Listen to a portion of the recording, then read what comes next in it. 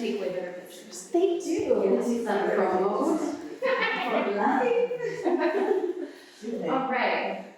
So right at the hip flexor, starting with your knee bend, find a nice neutral pelvis, foot pushing into the wall. Get it taut. So did the video work this morning? It sure did. I was feeling that they both Rachel juice, dirty martini colors. She'll never see it. It's only for teacher trainers. That's really cute. I'm happy to tell her about it, but I just thought it doesn't have to go out in the universe. No doubt. Her perfect cocktail making skills. So start with the thigh at 90, knee bend, push into the left foot. Really think neutral pelvis. Are you straight? Have you lengthened your back rib cage? Is the heel on the It can be on either or, both work. Yeah. And then you're gonna straighten and bend. You're gonna do 10 shin lifts on the right leg. Try not to move the thigh if you can. If you can't straighten, it's okay. All good. And then you're gonna hold with the straight leg. As you do your shin lifts, see if you can find your big toe mounds level with your baby toe mounds. Look for any place that you're holding tension and see if you can relax this last space. Yeah, that works. Yep. Okay. There we go. All right. Nice.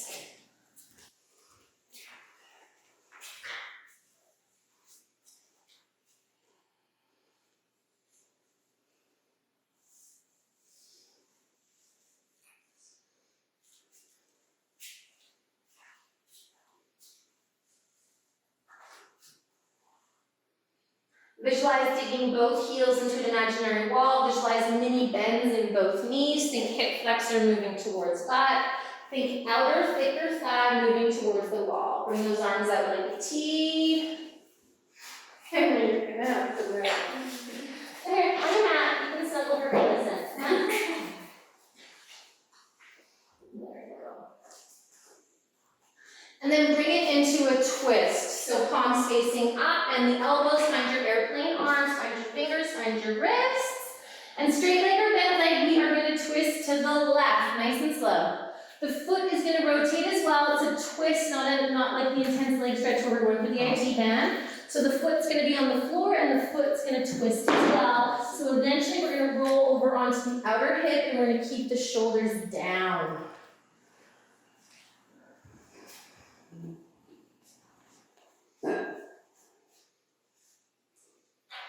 Keeping the strap taut by finding your hamstring, bending the knee if you need to. I should be able to play a song on that strap.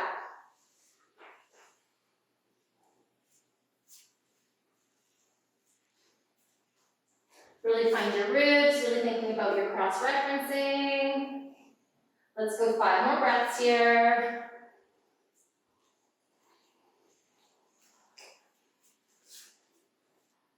And then when those 5 breaths are complete, we're going to bring it back up nice and slow.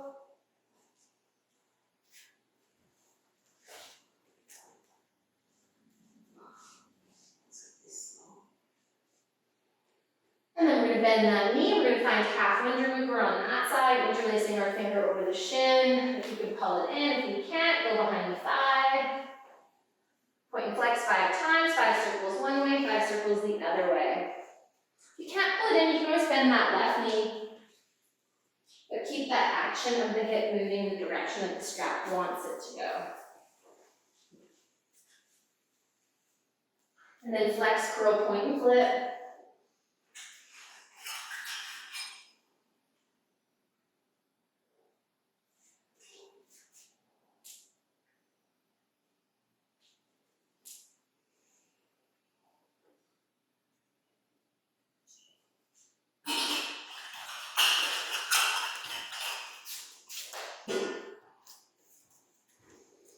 And then let's swap sides.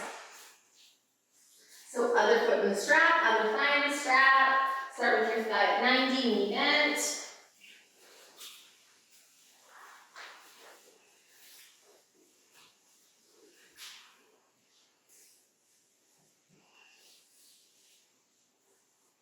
Making sure we're straight, making sure we've got that nice neutral pelvis.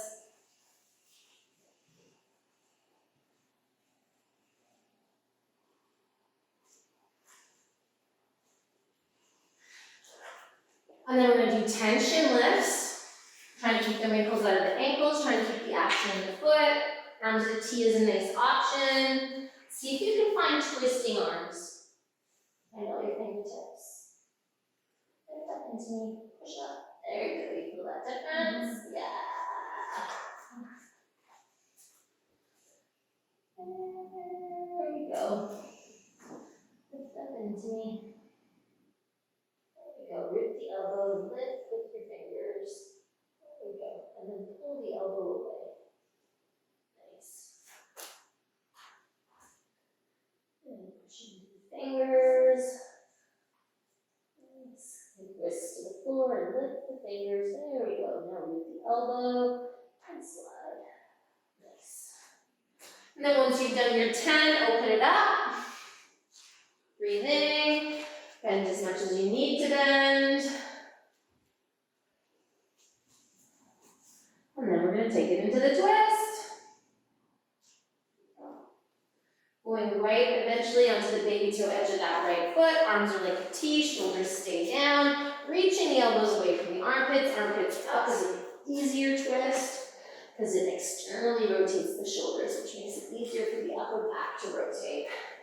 And both the binds are hard, right? That's why we usually twist with an external rotation before we bind. If that makes sense.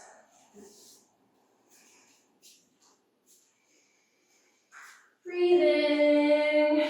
Root those elbows, pull those elbows away from the upper back. Are you bulging on the underside? Can you push into your elbow and lengthen the ribs away from the hip and the ankle on that underside? And so with the twist, we're going to go right onto the baby toe edge of the foot. So similar to intense leg stretches, but with this one, we're not looking for the T-band stretch, we're looking for a twist, right? Because the pelvis is moving, so the foot moves. Nice.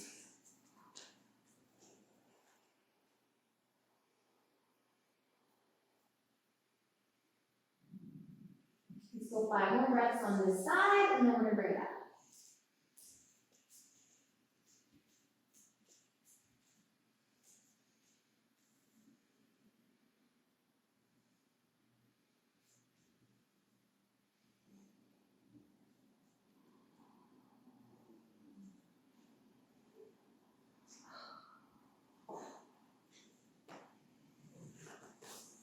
And then half lunge remover.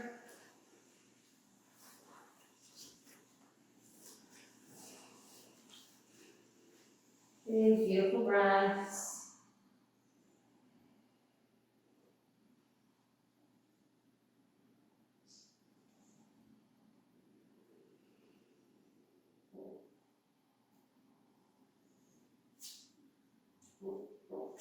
And release, get rid of the strap, lie flat on your back, roll off to your side, make your way into tabletop, and demo how you come up if you were teaching it. If you have no idea, you can wait for me.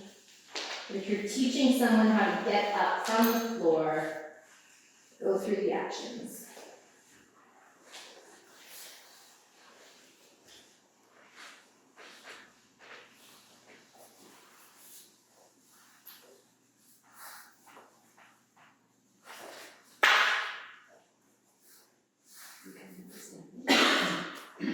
What's that? Yeah, we're going to stand. Or how about this one? Yeah.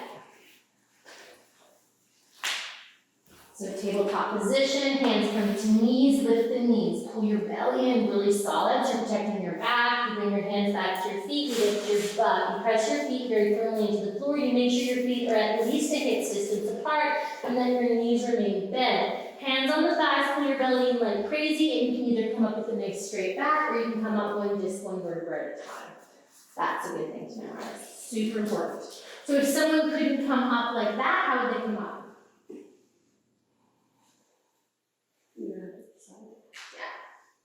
Good one, yeah. You get them like a stool or a wall or a chair, right? And then they would use that as support to step forward, and then they come up with that same intention. Right? And it's rare, but it definitely happens. And then they're stuck, and you need to know how to unstuck them because it's a very awkward moment if you can't get someone off the floor. All right, that's why walls are great. All right, mobile muncher. I've been doing this since I was 13 years old. So we're gonna awesome that I ever learned. It's obviously changed a little bit in all those years, but this is the first series I was ever taught, and it was because I was injured, couldn't dental race anymore. Told me I wouldn't ski unless I had surgery, and I never had surgery, and I'm still skiing. All right, so we're gonna bend our knees, we're gonna make sure our knees are tracking our feet. I like to get super light on my toes so that I know that I'm not like in the front or in the back, but it's kind of even. Not lifting the big toe down too back. And just like when we were doing this, we're learning how to track the knee, right? So some of us are knee knockers, right? This room is loaded with them. Some of us are outer kneers, like wobbly kneers, like this, right? So there's kind of, those are the two main types. Some people have an internal rotation. We used to have an internal rotation for a really long time, which is rare. Some people have a knee that just externally rotates, one of them, but it doesn't track, it just rotates. These are not things that we have to learn how to fix at this very moment, but they're good things to know. The big ones are knockers and wibbly wobblers. We want people to try and find those muscles on their own. Good. And then we're going to inhale to bring the arms up, palms are level. Make sure you can shake your head for no, find extension, no tension. Zip your belly, flush the butt down, little bend in the knees, nice. Back is nice and straight, and then we're just going to sit our butt into a chair, keeping the back nice and straight.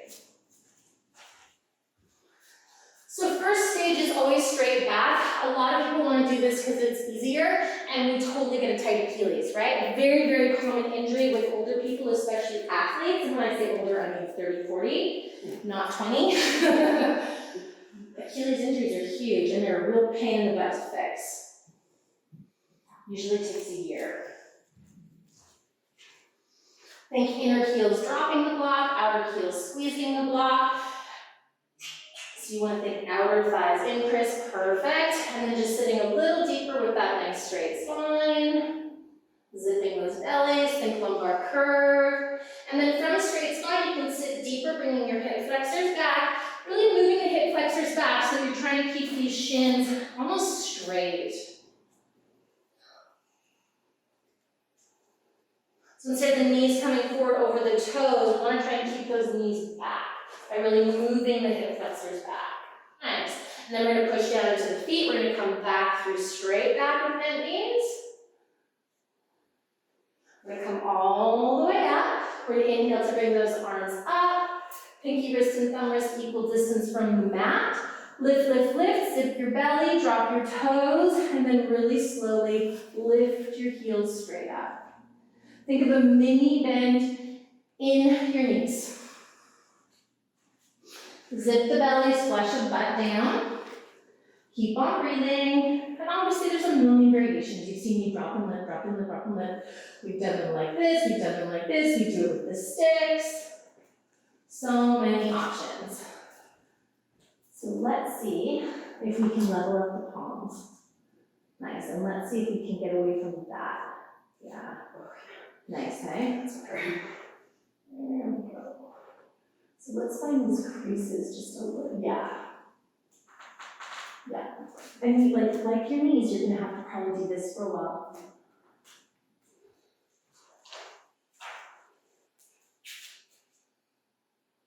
There we go. Let you go. There we go. We're not doing martini or champagne. Am I doing martini? You're doing champagne. I want to see that. And then nice and slow, keep the heels up, bend your knees straight out over your feet. No knee knocking. Keep those heels as high as you can. Keep breathing. Think ribs back, back, back. Fix your gaze on one point.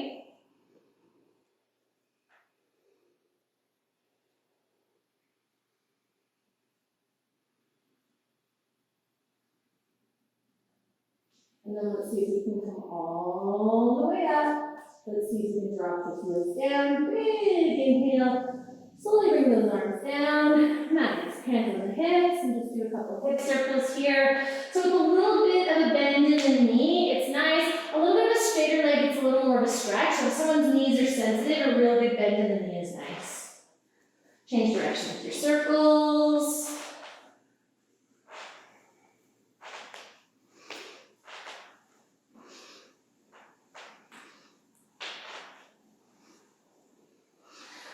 figure eights. Right hip forward and back, left hip forward and back. Right hip forward and back, left hip forward and back. So you're really pushing your booty up. You're pulling your femur in. And this is road yoga. This like hip circles and stuff, amazing for not getting sciatica.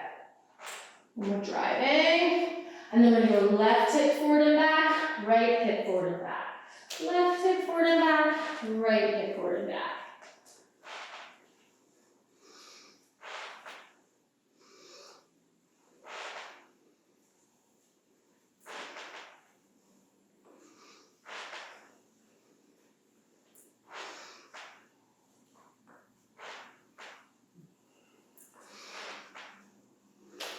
And then stopping with the circle. So if that was hard enough, we keep our feet at hips distance apart. If we want to try a little bit more of a challenge, we bring our feet together. So if it hurts our knees to bring our feet together, then we wouldn't bring our feet together, right? So a couple of things we want to think about is our thighs. If we have bigger, stronger thighs, then we might want to have our heels slightly apart. If we were bow-legged, we'd want to be mindful too, right? Some of us, our knees touch, some of us, they don't. It's all good, doesn't matter. But when we're breathing, we just want to be mindful of that. Bend your knees a little bit. Nice inhale to bring your arms up. Make sure you can shake your head for no. Beautiful. You're going to zip up your belly. Just for a change, because we can. We're going to bring those arms up for this round, just to feel what that's like. We're going to zip those bellies. We're going to keep our lumbar curved. We're going to slide our back straight down the wall. Straight down the wall. Keep your head back. Now see if you can find your ribs. Floating ribs come to one another and go back towards that back wall. Find a zigzag of the legs. Ankle crease to heel, back knee to kneecap, hip flexor to butt. The joints hug back. Armpits hugging, elbows mini bend. See if you can find your fingers active but not tense. And then see if you can keep your arms with the ears. Just think of a stick in your hip flexors and it's pulling you straight back. The back and shoulders don't change. So if it causes you to go into a shoulder eating neck situation or a hunchy back situation, it's better to go back. Keep breathing. See if you can keep those knees together if that's at all possible, as long as we're not full-legged.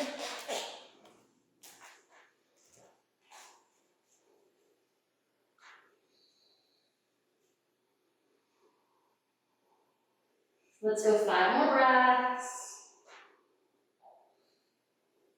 Move your kneecaps back. One more time, move your kneecaps back. And then inhale to come up. Fix your gaze on one point. Hands push into a wall and lift up. Backwards push into a wall and lift up. And then slower than you thought humanly possible, start to lift your heels. Try to keep your hands a shoulder's distance apart. Like Superman.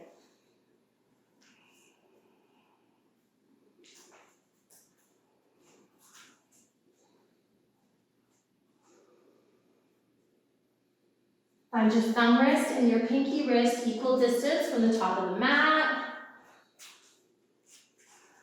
You gotta really reach with those arms. No champagne. Lara, a little more Superman, less together. There we go. And then nice and slow. Fix your gaze, and all you have to think about is moving the backs of the knees forward, but the kneecaps pushing onto the backs of the knees. Just coming to that place where you're keeping that nice straight spine. Try not to eat your neck with your shoulders.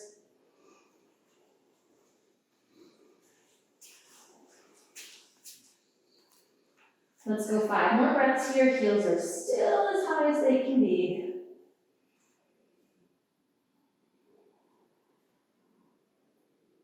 And then nice and slow, coming up with that nice straight spine. Drop the heels. Big inhale, bring those arms down. Walk the feet apart, soften your knees. Let the palms face forward. Slow down your heart rate by slowing down your breath.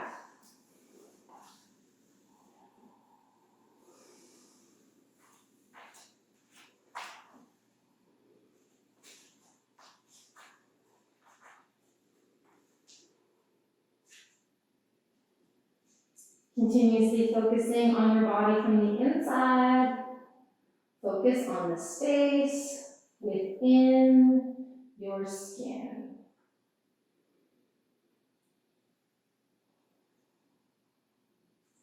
From here, we're going to bring the toes and heels to touch. We're going to bring our hands into our hips, our elbows back. We're going to zip our bellies. We're going to take flesh of the butt down. And we're going to find that neutral pelvis. So to find that neutral pelvis, you think about feeling for these two little fingers that stick out at the back of your spine. It's sort of on either side of your spine. It feels like two little bumps that stick out. And that's the back of the sacroiliac crest. And then we come around to the front. And that bone that I often say your hip bone, we use it as a measurement of hip bone, eventually those 2 points are level, right? So if I'm gonna anterior tilt, it kind of goes down. I'm gonna posterior tilt, it like spills out the back. From here, we're gonna keep that, which is gonna maybe be tricky, so focus on it. Elbows pull back, keep your ears right over your shoulders, bend your knees a little bit, take your right foot behind you, lift the right foot. Keep your thigh there, and a couple times just pulse that heel up and down without the thigh moving, which is a great way to engage that hamstring. Pulsing that foot like there's a ball between your butt and the foot, and you're pulsing it, keeping that quad back, as if that knee was pushing down into a chair. And then reach towards the foot. If you have to bring the knee out to grab the foot, you can, but then make sure you bring the thigh back in. Foot kicks into hand pulls on the foot, lengthen your quad towards the knee. Think about all the creases moving to all the calves. If you want to go a little deeper, you can pull your heel towards the butt. Fix your gaze on one point, and if you're still going deeper, the trick is to keep the neutral pelvis and take the quad straight back. And that'll fix a twisted pelvis. It's done like medicine. It only works if you do it.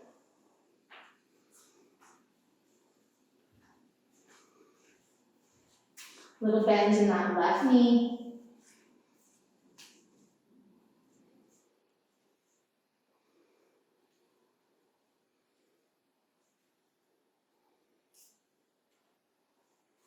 If you can't grab the foot, you just hold it there.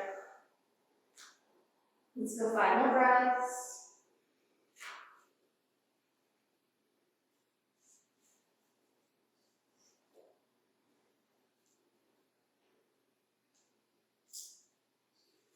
When those 5 breaths are complete, release.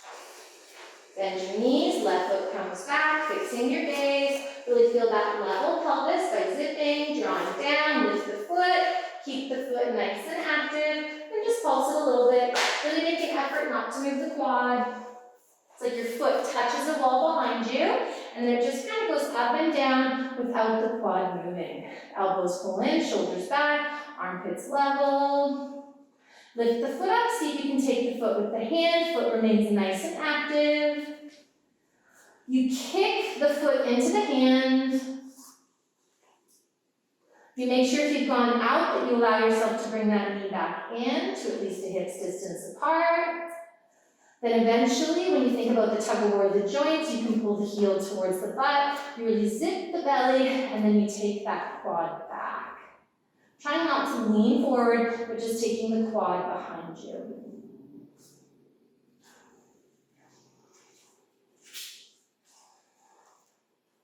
Focus on your body, focus on your breath. So one shoulder's lower there. Can you feel it? There we go.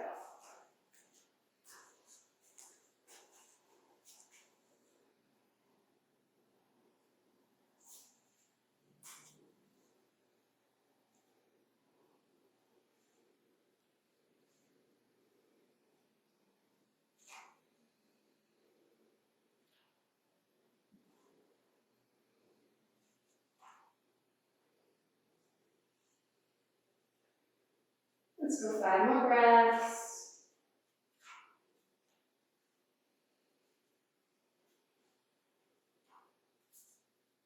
When those 5 breaths are complete, release, let the palms face forward, walk your feet apart, soften your knees, and breathe.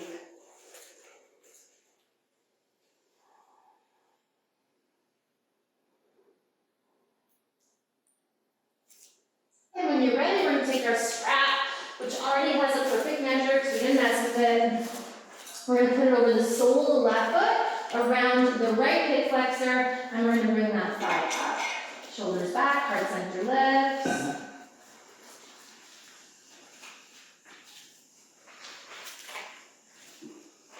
You got it.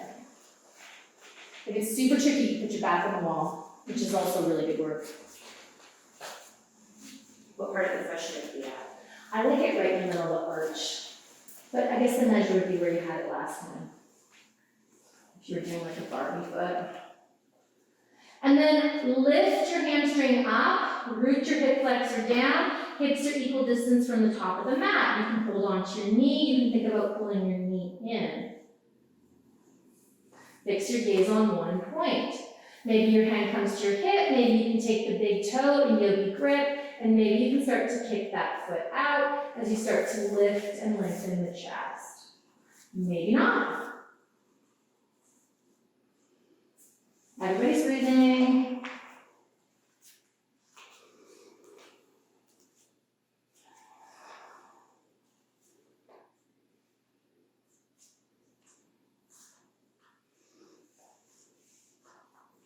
So straight back, more so than straightening out that leg, would be the priority.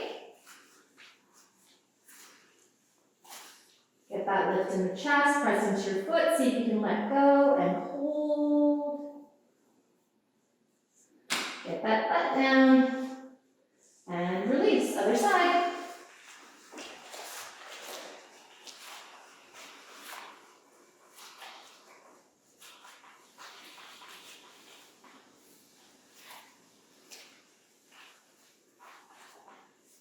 So again, really getting the lift in the chest, getting the hips level, finding a nice neutral pelvis. Fix your gaze on one point, keep your ears over your shoulders, see if you can interlace your fingers and bring it in. Dig both heels into imaginary blocks, find both your elbows, both your armpits, both your hip flexors. Maybe the hand comes onto the hip, maybe you take the big toe, maybe you can extend.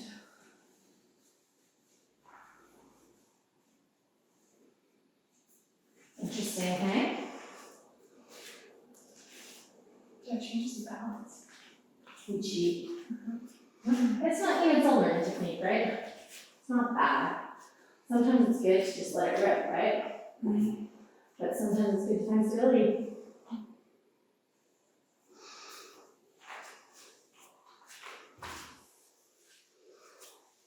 And then see if you can let it go and hold. And release, good. Give yourself a little rest.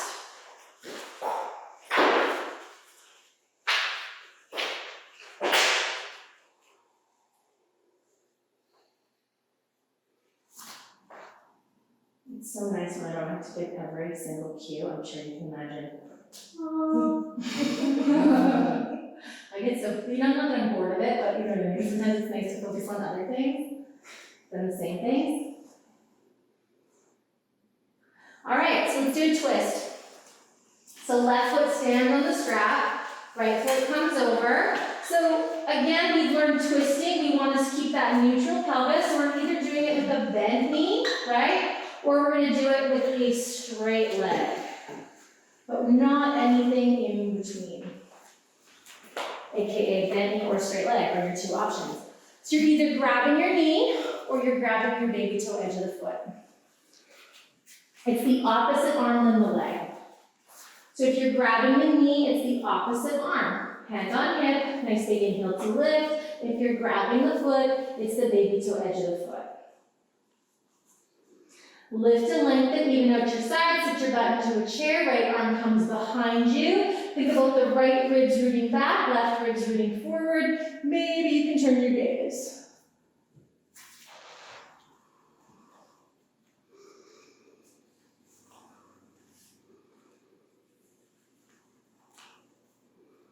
Watch that heart rate, okay? Yeah.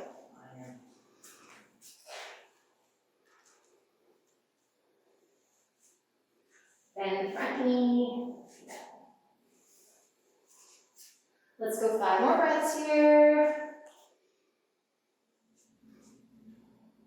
Dig your heels into an imaginary wall. Pull your heels towards the butt. Bring your gaze forward. See if you can sweep your hand over. You may have to bend that knee a little bit, but then find a nice straight back. Think bent knee and just see if you can start to bring it up. It's good, especially if you can do this quite easily. It really makes you go somewhere that you don't necessarily want to go. It's tricky. It's really hard in that strap. So we think we have neutral pelvis. And we do in a lot of things, but then we have it in something else differently. Nice. Bring your hip forward to meet a little bit. Your hip. The pelvis. Other hip back. There you go. This hip back. There you go. And then release. Take a little break.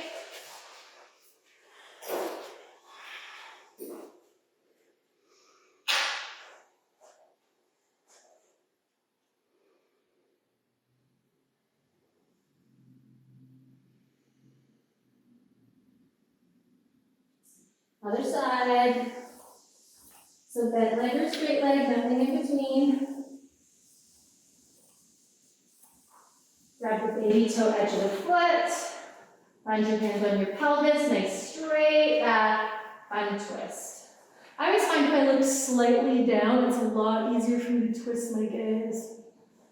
Really thinking about digging your heels into blocks helps too. Lengthen the 2 sides of the torso. So before you twist, you're gonna have to get a little straight. So find a mini, but you're good. I know, straight. So instead of having that back bend, just mini micro bend both your knees like a swastika. Right? Getting that punchy. Yeah, okay.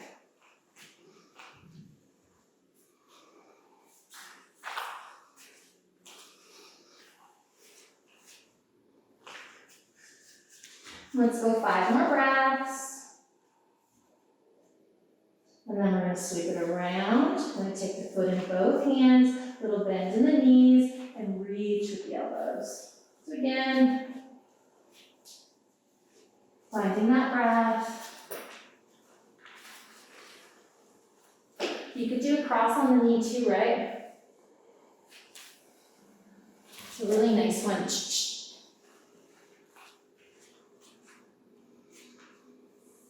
Breathe in. And release. Palms face forward, shoulders back. Close your eyes. Slow down your heart rate.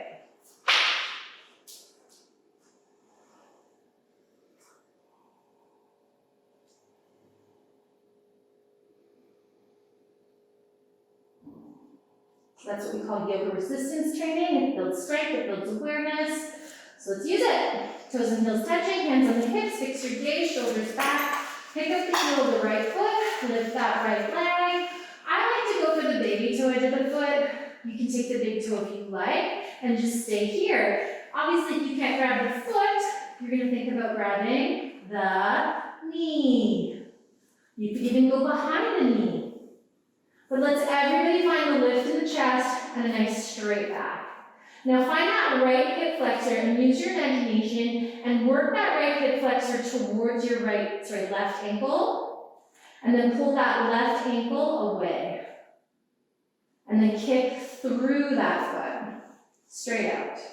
Drop into the hip flexor, lift the hamstring. Fix your gaze. See if you can push that left butt forward to bring that right leg out to the right, but really think outer trochanter's so that you don't lean into that left hip. Find those outer trochanter's, bring them to one another, lengthen from inner groin to inner knee. Bring it back to center, keeping that gaze fixed. Cross, go for the outer grip, bring your hand onto your hip. Find that nice straight spine, work that right arm behind you, fix your gaze. Press into both feet, really get the lift and the lengthen here. Take the time to move that back left rib forward, front right rib back. Think of that strap.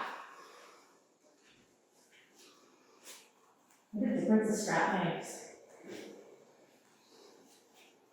Sweep your gaze back forward, sweep your hand over, right hand comes over left hand, fix your gaze, bend your knees, and just start to lead with the elbows and think of a tug of war of the joints.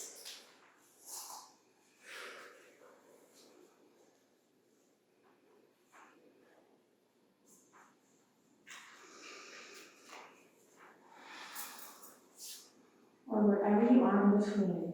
That's nice. Karate chop, one wrist down, one wrist up.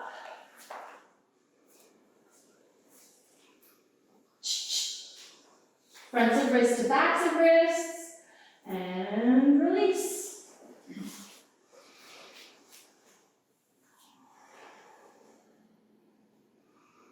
Focus on your body from the inside. Focus on your breath.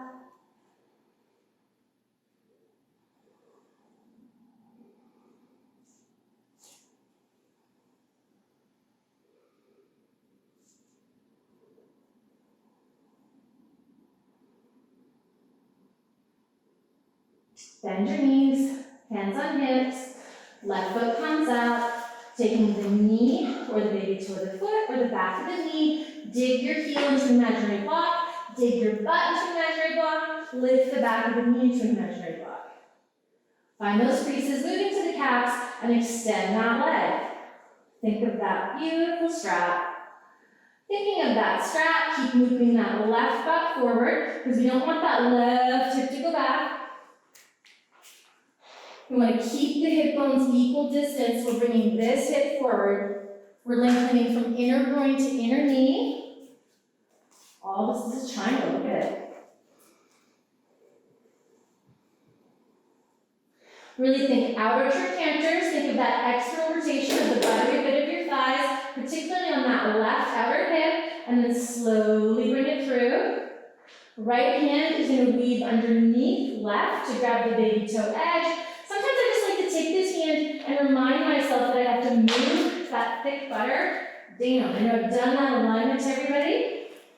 Create space right here. And again, if you're bent, you can still do that nice twist. Find the elbows on both. Find that straight spine and just take it to wherever you can. Everybody's breathing.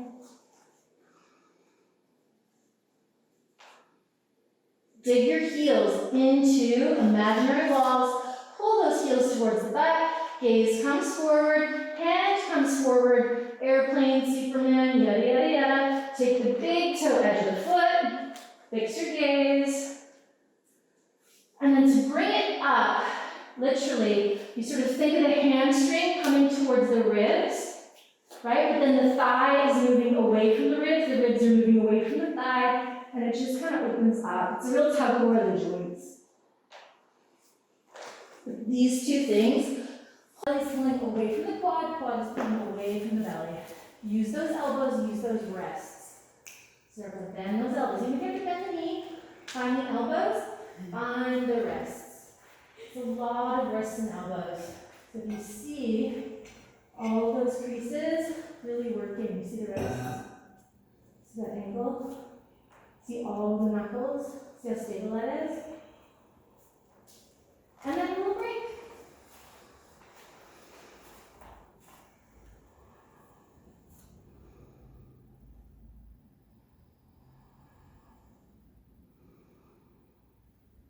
Come onto our bellies. We'll find a little crocodile with our hands resting on our foreheads.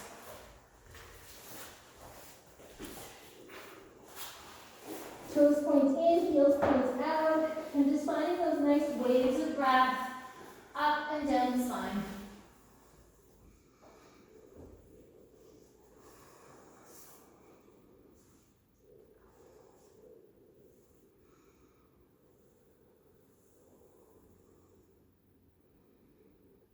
Continuously focusing on your body from the inside, focusing on your breath.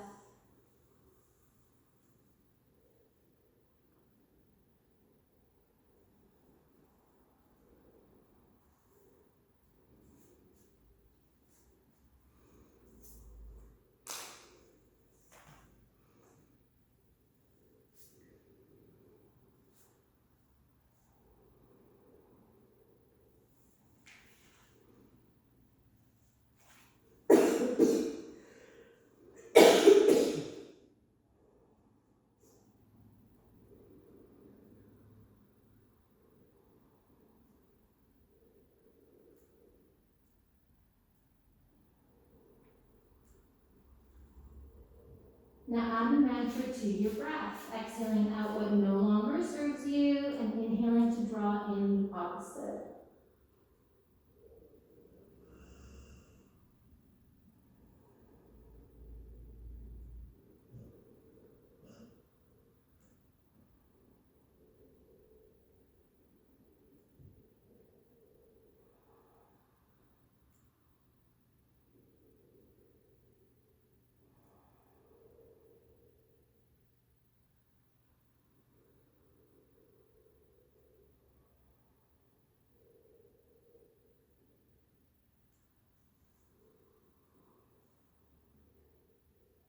Let's take 10 more breaths here, really sticking with our mantra for every single one of those 10 breaths.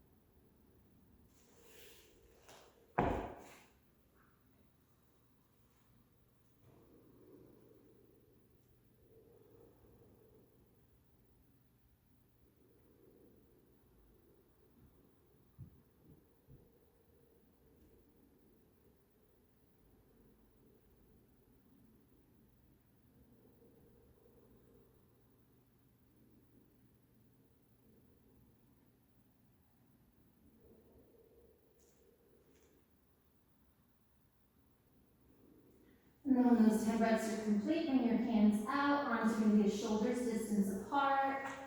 Planting your hands on the floor, find extension, no tension. So if I go too far, you see how my shoulder eats my neck, right? So I have to take my shoulders over my armpits to find that connection, okay?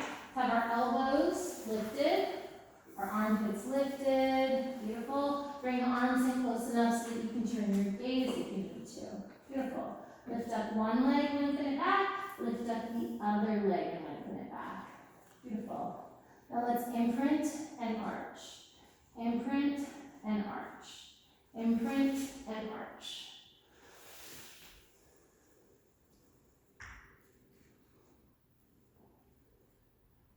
If it's too much for your neck, bring your forehead down anytime you like.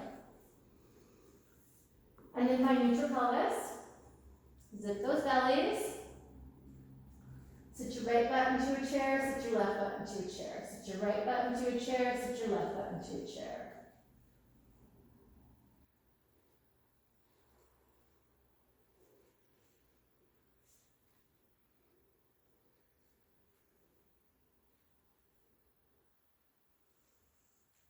Find neutral pelvis, feel the hip bones evenly rooting. Pull one femur in, pull the other femur in. Pull one femur in, pull the other femur in.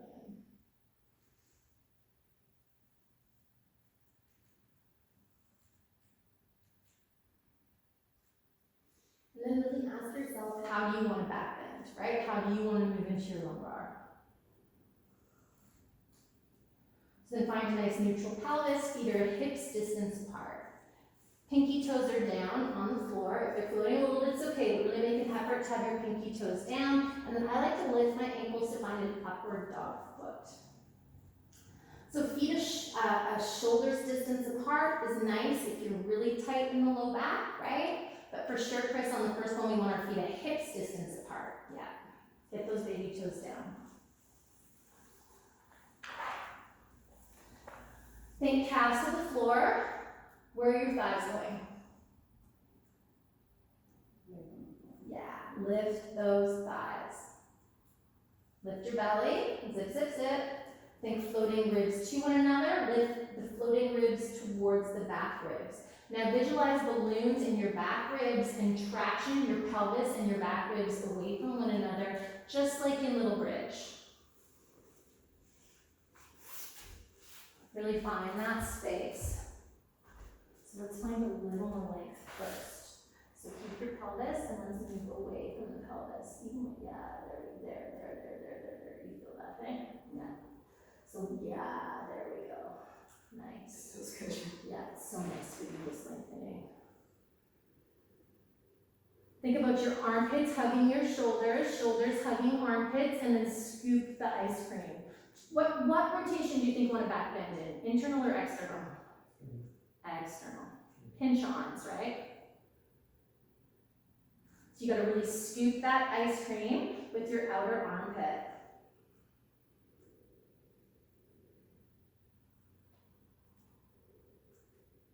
There, look at that. There's so much space there.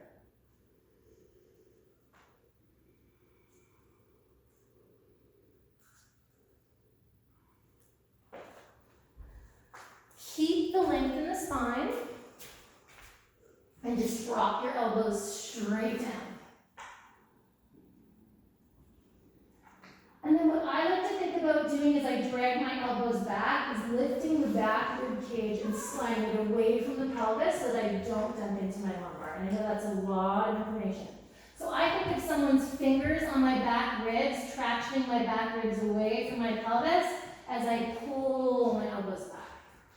So if elbows underneath the shoulders was too much, what would I do? Less. Yes. Always the right answer, right? So you bring those elbows back to wherever's comfortable. So if I'm not great at tractioning the spine, I would go one elbow at a time and I'd see how that feels. I'd make sure that my shoulders are not eating my neck. So do a couple shoulder push-ups here. How do you want to back bend? Do you want to back bend like this? Do you want to back bend like this? Or do you want to do Goldilocks? Make sure you can shake your head for no.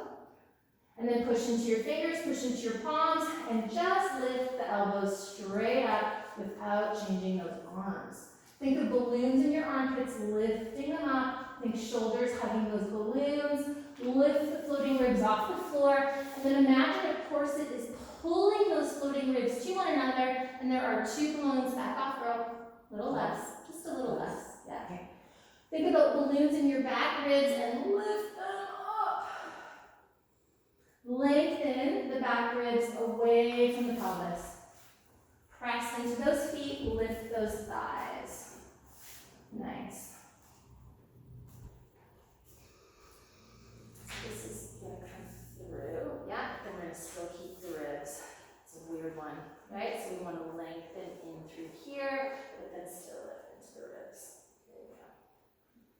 Take 5 more breaths, and then you're going to come down one disc, one vertebra at a time, nice and slow.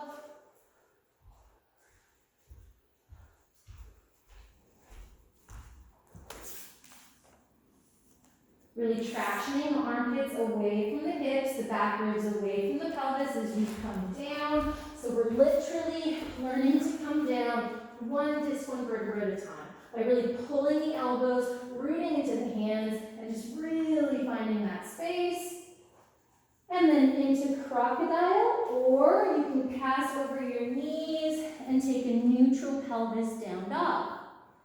Crocodile's a good option if you want to do less.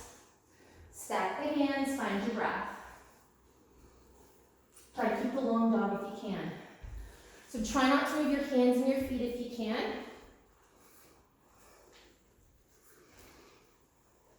And then still think about that space in your back body.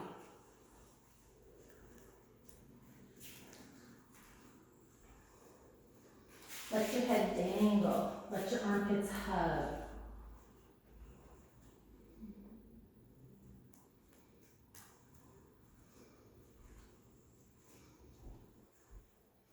So let's bend our knees. Let's get these shoulders not to chew. So think with bent knees. Yeah, hip flexors now. Don't eat your shoulder, don't eat your neck. Don't eat your neck. So move the shoulders, not the neck. The shoulders are what's eating the neck. There you go. Yeah. You feel that difference? Nice. And then keep those hips back, and then come up with the hips back, but try not to eat those shoulders. Yeah, exactly. Now let your head go. Yeah. You feel that? Mm-hmm. You could even do like 3 shoulder push-ups here to feel what it's like to eat your neck. Unless you've just found not eating your neck, then just keep that. Think scoop the ice cream. I keep forgetting you're ticklish. Sorry. I just want to get those ice cream scoops, Chris. But you're not eating your neck, which is great. I can give up on the ice cream scoops for a bit. Alrighty. We're then going to inhale forward into a plank. And we're going to drop down onto our knees. And we're going to pull our elbows straight back. Take the time to really lengthen your spine. Bring your hands back forward. Point your feet. Feet are at least a hip's distance apart. Push into your feet. Lift your thighs. Now this time, you know all of our leg things, right? So find all your leg things, find your butt things, find your zippers. And then let's think ankle creases to heels, heels to ankle creases. Backs and knees to kneecaps, kneecaps to backs and knees. Hip flexor to butt, butt to hip flexor. Armpit to shoulder, shoulder to armpit. Scoop your ice cream. I promise I won't touch your armpits. Crease of elbows to cap, cap to crease. Remember those shopping bag connections? Crease of wrist to back of wrist. Plug it in and see if you can plug in all those knuckle joints. And then keep tractioning your spine as you drag your hands back. You pull the elbows back. Fingertips are in line with shoulders. Skull is lifted, the gaze is down, elbows pull in and back. So to traction here, you gotta find the zigzag of the arms. Wrists pull away from elbows, elbows pull away from armpits. Keep the lift in the back rib cage and keep zigzagging those arms so that when we come back, we're really buoyant in that back body.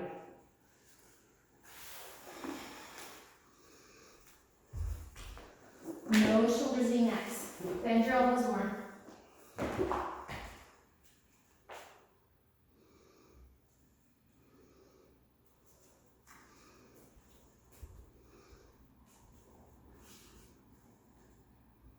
Keep on breathing.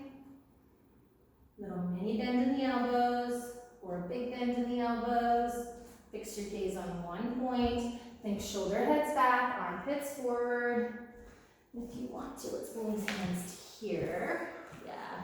And then bring the elbows in. Nice. And then you can lift the elbows a little bit if you like, or bring them down if you like.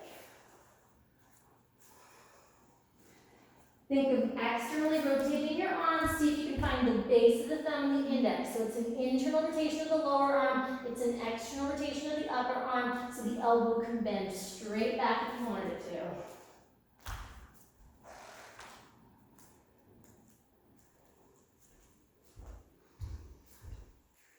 Let's take 10 more breaths here.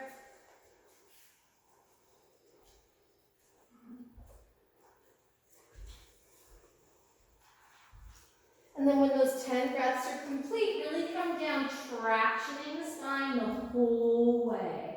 Really finding that length, finding that space. And then choosing either rest. If you're doing down dog, you can go straight up if you want to, and then straight back, and the feet don't move. But a little bend in the knees to find the lift in the hamstrings is great, because then you arrive at the neutral spine, your ears are with your arms, and you can shoulder check no problem. Keep the lift in the back ribs. Keep hugging those armpits. Don't let the shoulders eat the neck.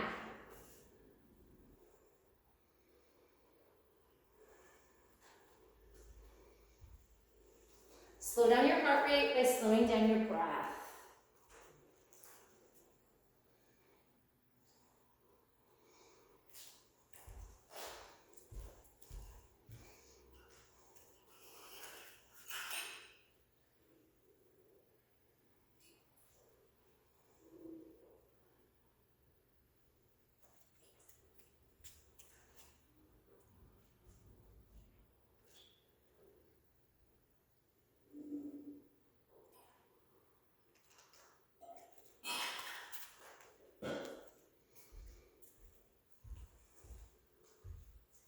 Imprint arch, imprint arch, imprint arch.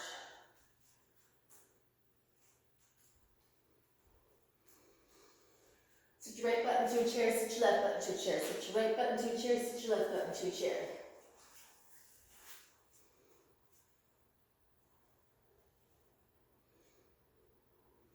One femur in, other femur in. One femur in, other femur in.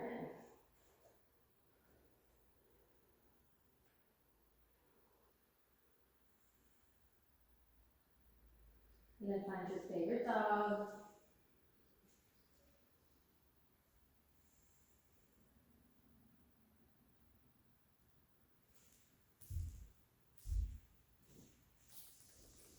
Inhale forward into plank.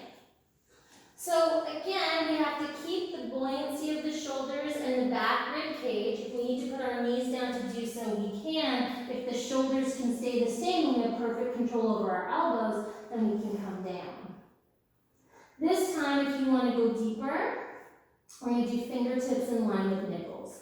So whether you start here to lengthen or whether you start here to lengthen, you have options. Fingertips in line with nipples, fingertips in line with shoulders, elbows under shoulders, elbows further away from shoulders. Put balloons in your back ribs and traction those ribs away from your pelvis. Find those tug of wars. So to really traction the back, the armpits are going to shoot forward, the elbows are going to shoot back, and the wrists are going to lift up.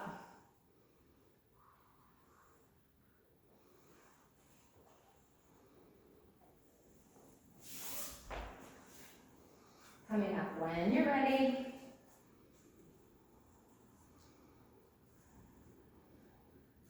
Nice, Lara. It's looking good. Feels good, hey? You're getting it?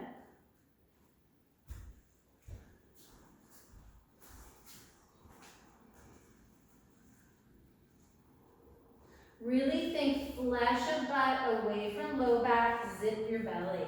So with cobra, pelvis is on the floor when. Yeah, so bend those elbows. Nice. Now think shoulder heads back. Pubic bone down. There you go.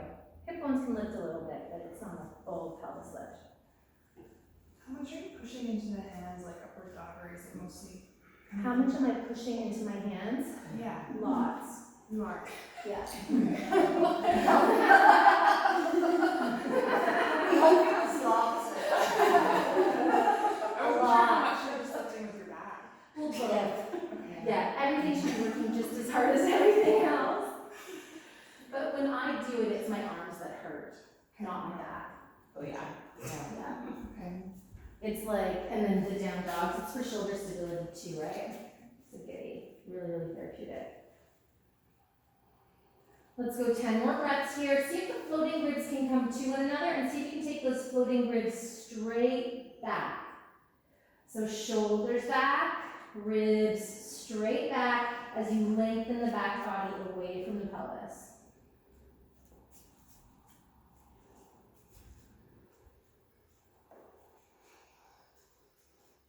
We could go back into that what's the version of a lot, right? I lot is a lot. I mean a lot when I say a lot. So when you come down, the wrist, elbow, shoulder thing is essential, right? So when I come down, I'm literally pulling my elbows back. I'm lifting my armpits up as much as is humanly possible for me to do. Why do I obsess about strengthening those joints? Because they are so gosh darn useful. Right? If we have strong wrists, elbows, shoulders, our backs, necks, shoulders, love us. And then we can come straight up if we want to, or we can roll over our toes and we come into our dogs. Or our crocodiles. Pick your animal.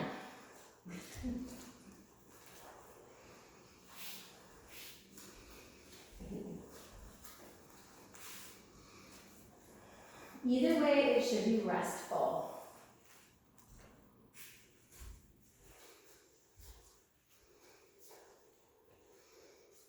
Climb those ribs, lengthen that back body.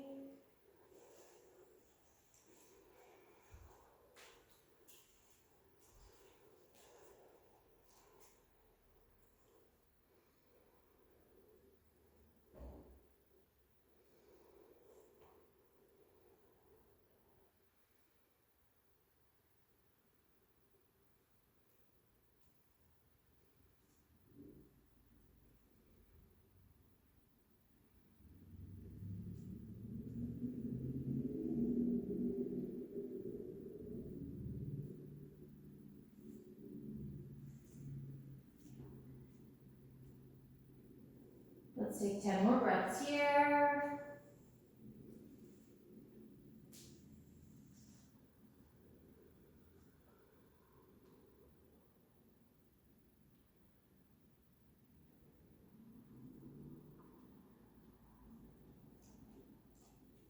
And then when those 10 reps are complete, you're gonna come down, either through a plank, chaturanga, with or without your knees.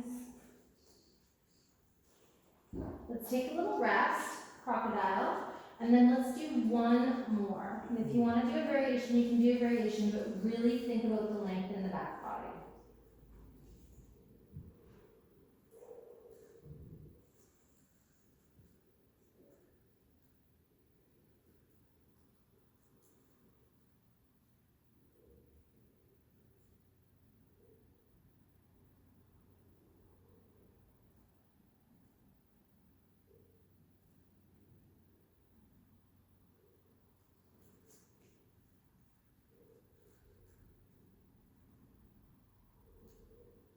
Exhale out what no longer serves you. Inhale to draw in the opposite.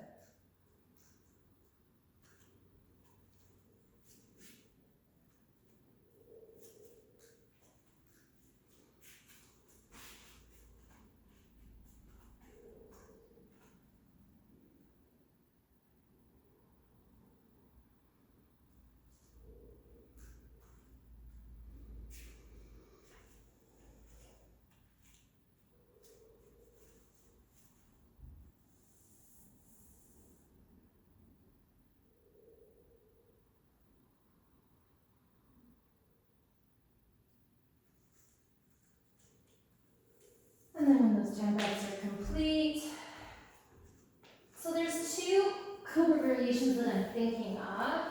One is like full cobra, right? So depending, I'm not super warm, so fingertips is a nice option there. I'm gonna come into it, I'm gonna bend my elbows, I'm gonna go back, I'm gonna bend my knees, and then I'm gonna bring my feet towards my head. So that's a nice one. Again, tractioning as you come down, making sure it's nice and long, right? Bow pose, which is a little bit easier for me if I'm not too warmed up. So I'd come in, I'd pivot, I'd take one foot, sweep it around like so, and then you can take the other foot, and sometimes hooking it's nice, sometimes you might be able to grab the foot physically, and then come, and then if you're feeling it, you can track this hand up and over, and then eventually, maybe grab that foot. There it is. I'm taking it. Or if you're good enough, you can do both. Right? Then you kind of have to just chill and traction. Find your neck, find your joints, find your legs, and then kick without dumping into your back. Right? And then you can play variations if you want to. But again, the priority here is this space. So really thinking about keeping that back body nice and open. Or just a regular cobra. Cobra with a knee bend is nice, right? That's gorgeous. But I'm not doing this. Why? So that's tension in your neck, for one thing, right? What are the elbows free up? Your back. My mid-upper back. Same with the twist. Little like bent elbow lets you open up the mid-upper back. No one does full cobra with straight arms and hips. Well, I haven't seen very many people. If you look at all the photos, it's always a bent elbow. If you're warm, you can get straighter and straighter and straighter, but a bent elbow is the easier way to start. Tell us again the easiest version. So I'd like to start what you just did. This is great. This is great, right? You could do this. Yeah? But then really thinking about that space and like see the ribs are really lifting. I'm not doing this. Like I'm really finding that traction. Right? One we're gonna do until we're 90 and one we're not gonna do until we're 90. But the beauty is we have until we're 90 to figure it out. All right, let's do it. Your choice. You want to take a rest and just stay in a rest, go for it. It's okay, have these arms straight. No. Oh, okay. Yeah. I never teach a straight armed cobra. So straighten your arms. Feel the difference? Yeah. Yeah. Shoulder heads back, armpits forward, find your connections. Lisa, you should try for a bind. What's that? Mind? Yeah. Okay. It just seems really hard to awkward to grab here. So try the way I, yeah, so think. Reach with your elbow, wiggle your fingers, wiggle your toes. There you go. Use your hand, never give up on your fingertips. There you go. There you go. Lengthen here. You're there, girl. There you go. Mm-hmm. Then see if you bring this foot and tuck it under that foot to start. Okay. See? Not so bad. Almost. So what do you think you've learned doing this? Where should your hand be? Further back. Further back. Yeah. Okay. Now try the other hand. So come forward. Zombie. Superman. Rotate. Bend. Wiggle your toes. Wiggle your toes. Wiggle them. Gotta be able to wiggle your toes, otherwise you won't find them. Wiggle them. So externally rotate. There you go.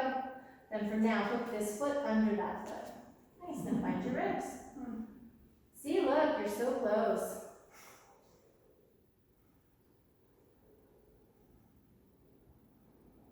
And then release.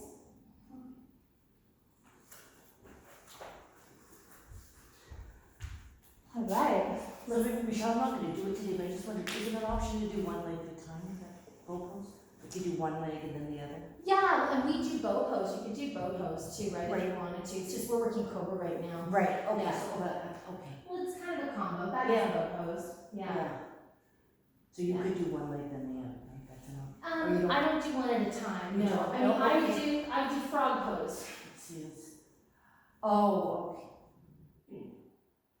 Right? Unless someone's really open, I wouldn't do one leg at a time because think of the spine, right? If I do, Are you working your spine too much? well, you just have to be able to get back into neutral, right? Yeah. I can do one leg at a time, and sometimes I cross them, like I would do right hand and left foot. But someone who's not as open, I would just work this, because it's easier to get, like, so it would be like this, right? Yeah, okay. Yeah. Or this. Right, on your Yeah. side. Or I'd work a lunge with a leg lift to get that same thing. Any variation of Virasana. Oh, okay. Does that make sense? Yes. Yeah. All right, so let's do some wheels.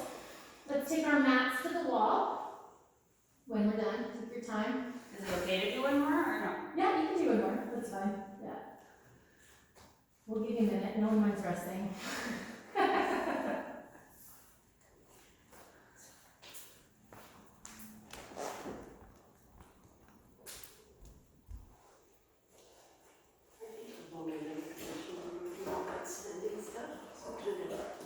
They're not cramping.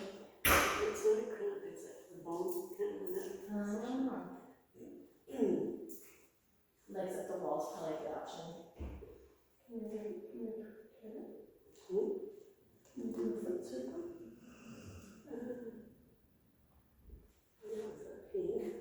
Try getting legs up the wall, just give it a little break.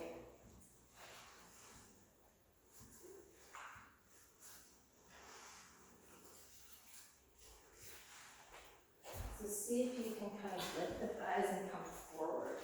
So yeah, without lifting the hands, lift the thighs until you can come forward and create space right here.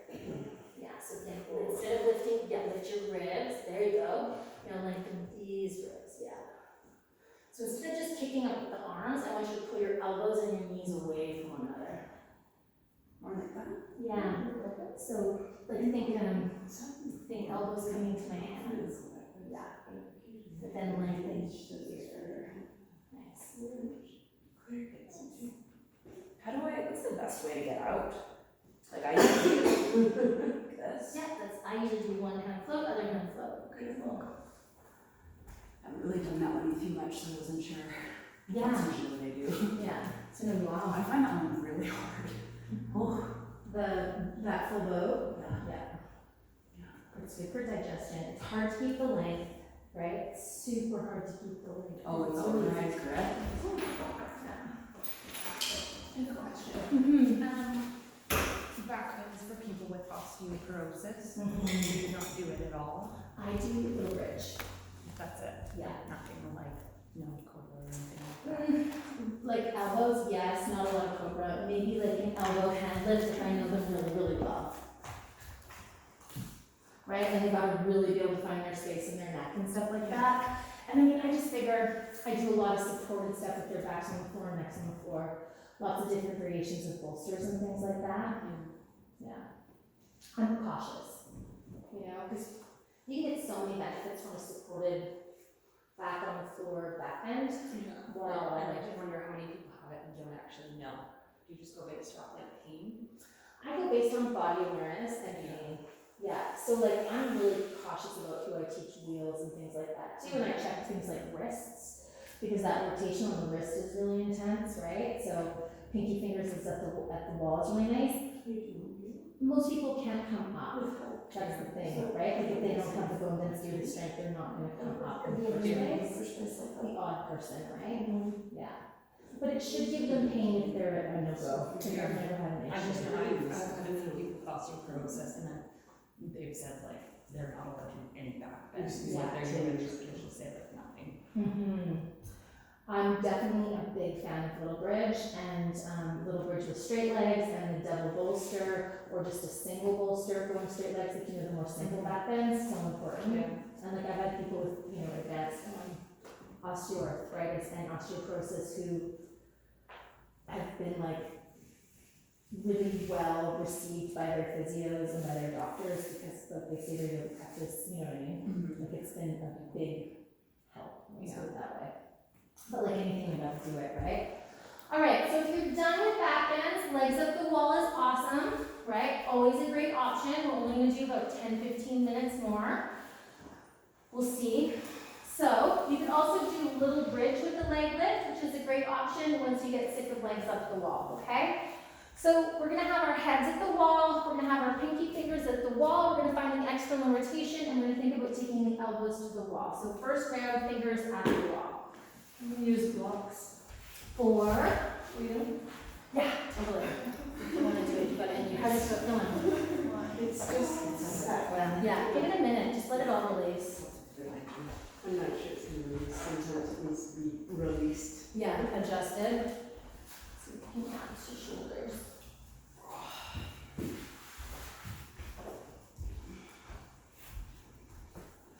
So again, let's use all that information about lengthening the back body. So get your head to the wall, take your pelvis as far away from the wall as you can, traction your back body away from the pelvis.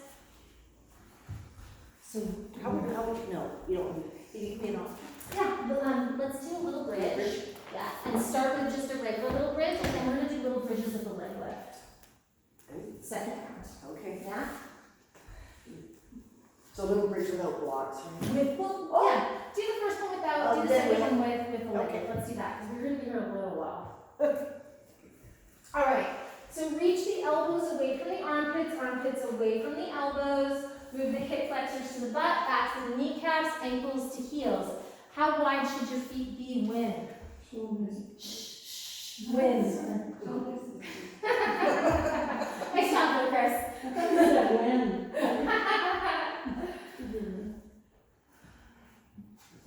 You're good at this, though, you know. Oh, something curious.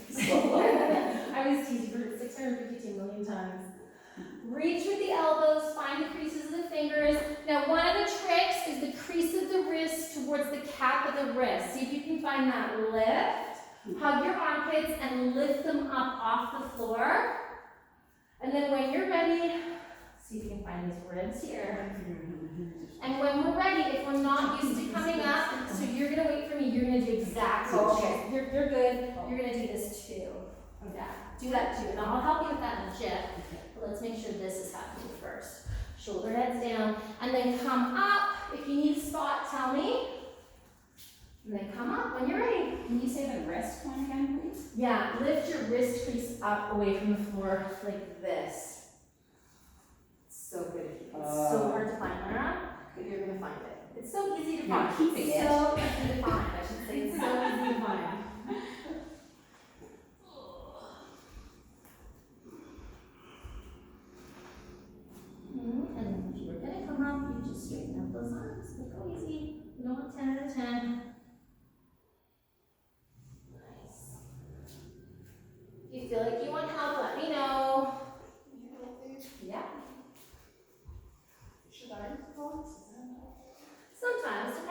abdomen. Ready? 1, 2, 3. I don't think you need it.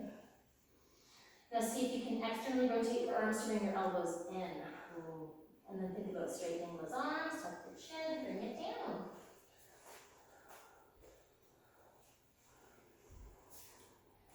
So think about the tug of war between the shoulders and the armpits. Think about the shoulders moving towards the armpits and the outer armpits hugging. So I don't want any of this to move. Yeah, there you go. I just want you to feel this. Nice. Now take your floating ribs to your back ribs. Nice, lengthen that back rib cage. Good. Now move your butt away from those back ribs. Nice. See, that's what we're looking for. Now find a mini micro bend in those elbows. Nice. You're going to hold it as long as you're comfortable, and then you're going to come through the eye value where you open up your eyes and fix your gaze on one point. Slowing down your heart rate by slowing down your breath. Nice, smooth, even breaths.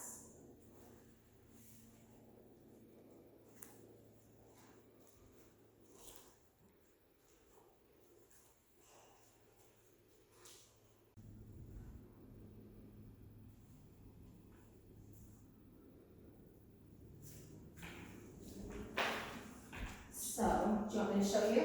Well, I'm really not gonna lift that. You're just trying to playing figure out with how to it? put my hands. Yeah, like that. And then if you wanted to, you could take your feet wider, right? And then you could play with that, but you wouldn't lift up. You just find the tug of war of the quads and the arms. How would you do that? Yeah. Because for your arms here, it's more weight in the back of the skull and the neck. So if you're not going to lift your shoulders, it's better to have your arms here. Yeah. So should I try to do it? I wouldn't. No. I was going to show you how, and I was going to be like, and that's enough. Yeah. Used to do something where we did a handstand against the wall, or a headstand against the wall that I was able to do with. With the blocks? Yeah. Blocks in the stool. Yeah, that's nice. Yeah.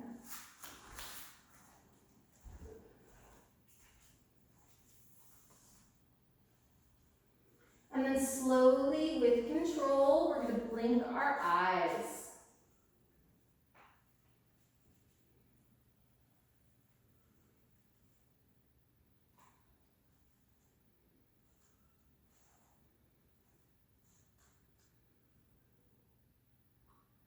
And then we're going to close our eyes, we're going to bend our knees, we're going to roll off. Lisa's going to stay where she is. Pinky fingers at the wall, and I want you to set yourself up like you're going to do a wheel. Keep your feet a hips distance apart. So if you're doing it on blocks for bridge pose, you can do this on blocks for bridge pose, right? It's the same principles, and we're all warmed up for it. I'm using the wall. Yeah, may as well, because it's a nice cheat. Hands are shoulders distance apart. So that's a pretty wide shoulders. Close your eyes and feel your elbows, feel your wrists, and get them a shoulders distance apart. Yeah, there you go. Now what I'm going to tell you to do with your elbows. Yeah, good. And then are you straight? That's always a good one to check. Yeah, I want to move you just a tiny bit this way. Let me just see, it's not bad, but like just a little bit. Yeah, there you go. It's not particular. And then bring your feet nice and close to your butt so you've got the range. And then make sure your feet are a shoulder's distance too. There we go. And that's a little tiny bit. Yeah, you got it this way. Yeah. So with her, I gotta be mindful because she doesn't always measure quite right. So it's not bad, but she can bring this foot in a little bit. Yeah, there you go. And then just come into your wheel. Really keep your ribs, keep your pelvis. Nice. Good, and then she's got her ribs, which is nice.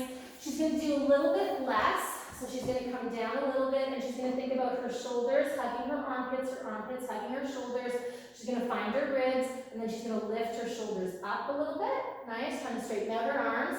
Flesh your butt away from low back. One more time, flesh your butt away from low back, middle of the butt up. Good, so she's getting more of a neutral pelvis. Then she's going to think of something underneath her sacrum, like when she was doing tensegrity series, and she's going to root her sacrum into a block. She's not even going to think about it. She's going to lift the back of her knee and keep it bent. So just lift this whole leg straight up, straight up, straight up. Nice. And she's going to think about rooting the pelvis down. She's going to move her fleshy butt, keep it up, and then she's going to lift her neck, or not. And then try the other side. you want to come down in between, you can. So the trick is to keep the knee bent to try and stack the thigh. It's a shit ton of core to come up with a straight leg. And then she has a hope and hell of doing a shin lift, which we practiced earlier. And then she's going to bring it back down. Nice. And she's done a really nice job of landing well. And then she's going to go in 2 directions to come down. Nice. So who's winning the tug of war? Who's working harder, her arms or her legs? Don't know. Not you. What does she need to work on? Arms or legs? Legs, I think. Why? I think there's more weight in her arms, it seemed to be, or that's what it looked like to me. Yeah. Yeah, okay. She's come away from the wall. Remember how she started here, right? Sorry, I'm lying, her arms are working harder. Oh. Because her arms have pushed her away from the wall. Does that make sense? He's being a friend. Okay. You're so convincing. I was like, no. I can tell this is, if her legs were working equally as hard, she'd arrive where she took off. Oh, But her legs were tired. That's reasonable, right? So if you're doing it on blocks, it's the same thing, right? So you could do a little bridge. We do it in the regular classes all the time. I like to have double support because it's nice and we have enough blocks. So you can do it on low height, medium height, high height, whatever you want. If you've never done one before, it's nice to do one on height first. We have time, right? We're not in a rush. And just get in that habit. Learning the movement, rings don't change. If you can have a neutral pelvis, have it. Right? Neck doesn't change, shoulders don't change. 1, 2, 3, traction. Lie flat, take a rest, try again. So let's do that, and then let's look at variations of that. Do the first one with the wall so you can really find that length. Sound good? As in pinky fingers at the wall.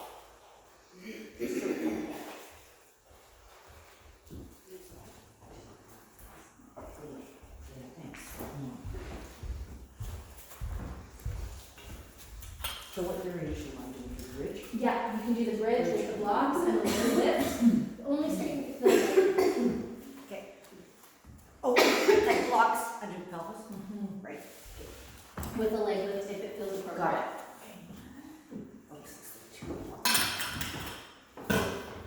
So go in at your own pace, own time, find your breath.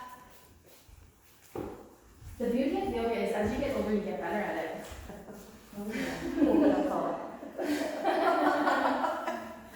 So lay down first and then have the blocks. Yeah. There's hope. I did my first splits at 30. I was a rugby player, I was not a yogi. Nice alignment. If you feel like you need a spot, always ask, right? Don't do something if you're not sure.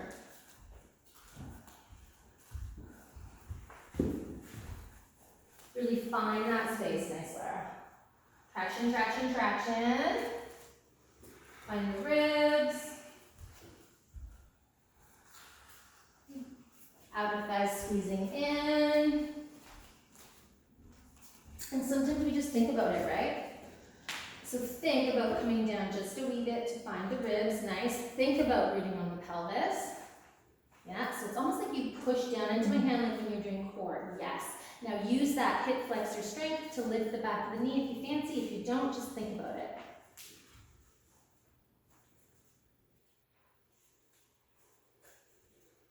Nice.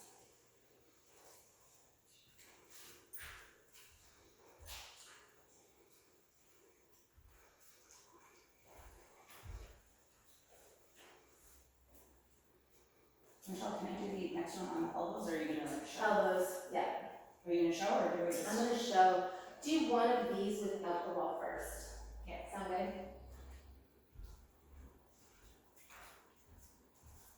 So, let's move your backs and knees this way. Yeah, there we go. Now come down a little bit. Yeah, lengthen the flesh of the butt away from the low back with neutral pelvis. Hug your shoulders. See if you can find these ribs. Now think, push these guys down. Nice. So then you have to do less. You have to come down and literally so you can root into your pelvis.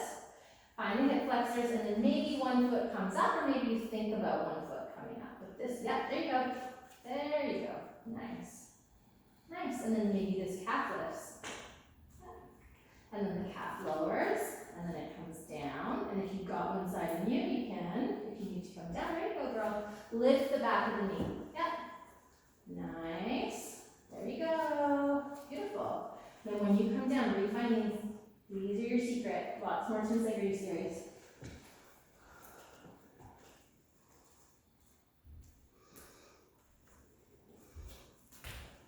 So pausing there, I just want you not to move your arms. So, can I just show you something? Find elbows in, find the tug of war of the shoulders, do you see how much space there is? Because we can move all this too, right? Does that make sense? Think slinky.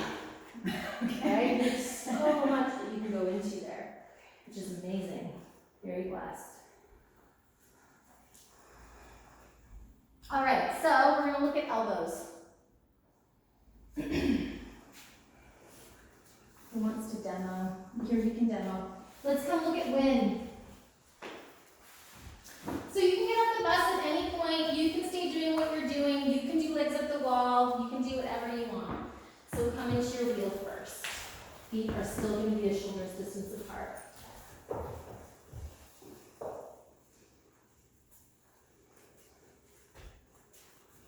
Yeah, find your neutral pelvis. Neutral. Now you've got a way bigger hook and head for keeping a neutral pelvis and nailing variations of back bends if you don't lose it going up.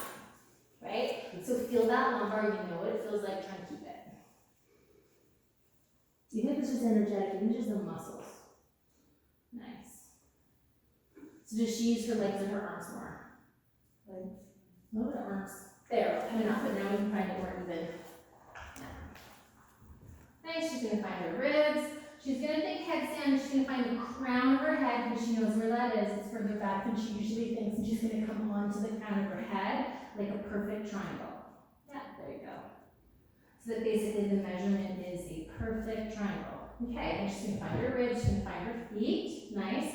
One hand is gonna come to the back of her skull. You see I'm supporting her back, right? And she's a little far away, which is no big deal. So she can either wiggle or she can put her hand back. There we go, she's touched by her elbow. And then she's gonna find the other hand. Nice. Then she's gonna karate chop like a son of a gun, right? And see how I'm supporting her neck. Ribs. Nice.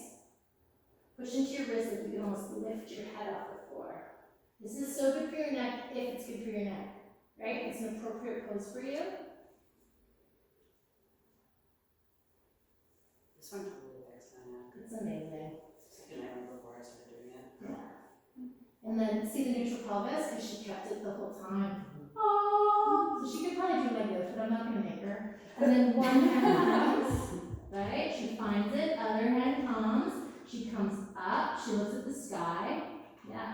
So anytime I do a wheel, I always look at the sky, then I do a wheel, and then you're gonna come down. Neutral pelvis, neutral pelvis. Nice. It'll get easier. So we can never do that without a spot the first time, right? It's like a headstand, you have one neck, why would you, right? We have enough friends in this world that we can have a spot to learn how to do that. So if you want a spot, I can spot you. If you're confident, be confident, that's cool. Or you can do anything that we've done up till this point, right? So A, B, C, towards D. Yeah, I think we just go back and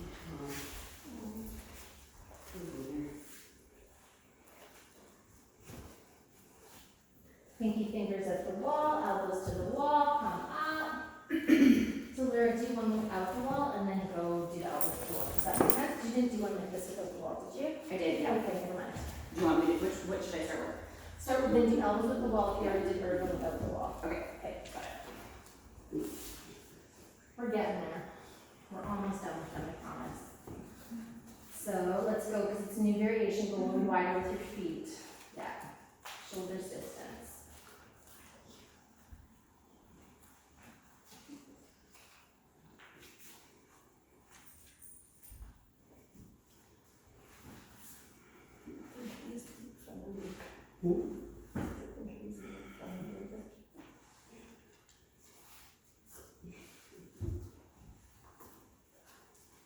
Good job. Mm-hmm. Yes. So I just wanna make sure I'm on my crown. Yeah, your crown looks good, just a little closer, it's always a little closer than you think. And then what you have to do is you start really measuring when you're in your headstand. Okay. Then one hand. Yep. Other hand. Yeah, so see, yeah, there you go. There you go. Nice, hug those armpits, there you go. Nice, find your ribs, find your butt. Nice, now root down into a leg lift, karate chop, karate chop. So root down, you gotta push in me here. Think, consider your series, push in like this, don't lift up, push down, there you go. Now do a leg lift. You see, you gotta push down to come up.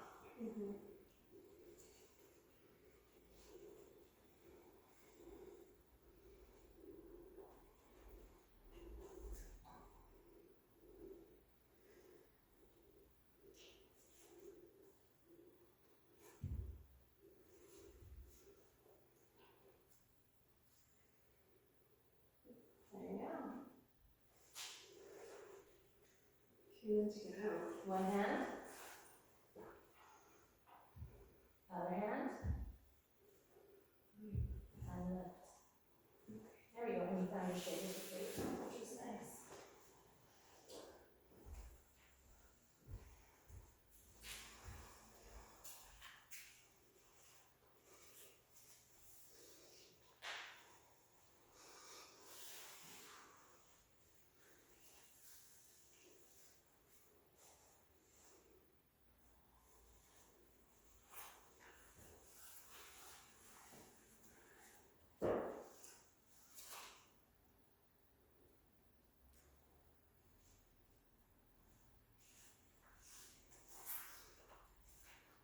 So let's try one more time, and let's find more space for us. So start with your hands at the wall, fun. And now move away from the wall with your whole body. Yeah, yeah. And then relax here. Yeah. And then find these ribs. And then push into your hands, lift up here, and really lengthen it. You see that? Yeah, and then do that a couple times. There you go. Nice. And then no shoulders hugging, no shoulders eating neck, right? Now lift up your head and lengthen your neck.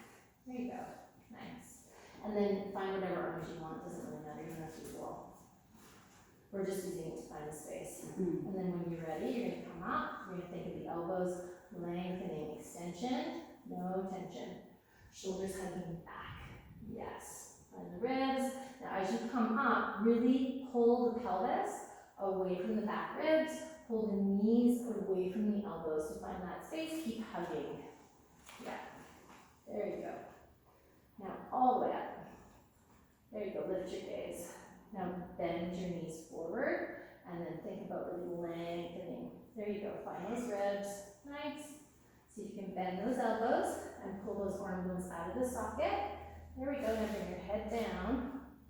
There we go. Find those ribs one more time. Nice. And then let's really find this space. Oh, Doesn't that feel good? yeah. Yeah. Oh, somebody popped. And it's structurally a little bit different too, which is nice. So we want to think like this.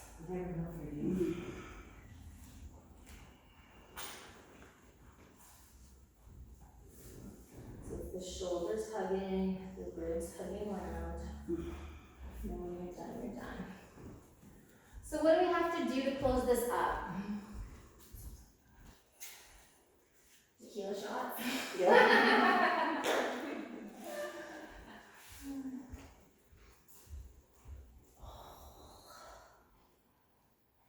Oh, my legs.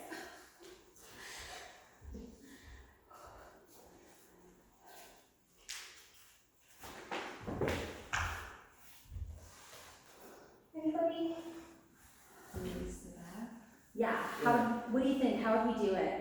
Forward fold. Yeah.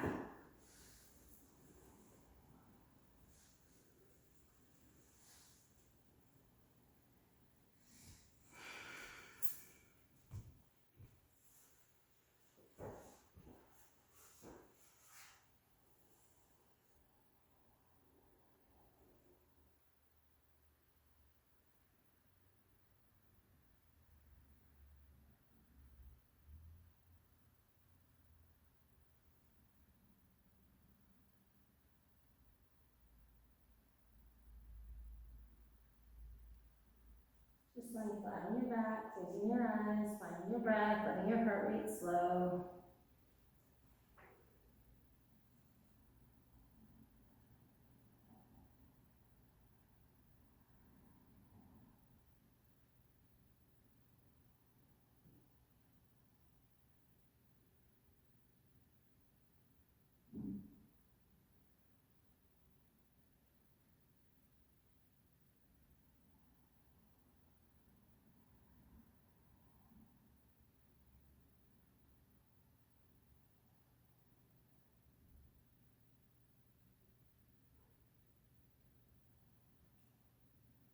Let's go 10 more breaths here, really using that breath to slow down your heart rate.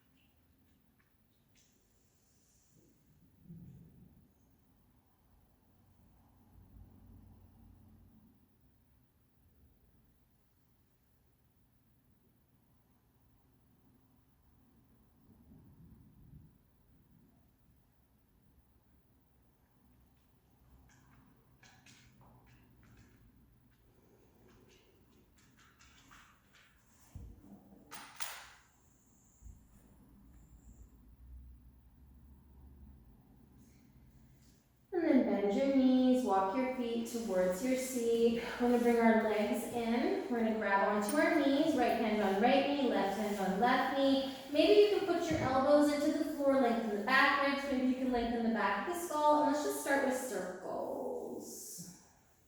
Keeping the feet nice and active.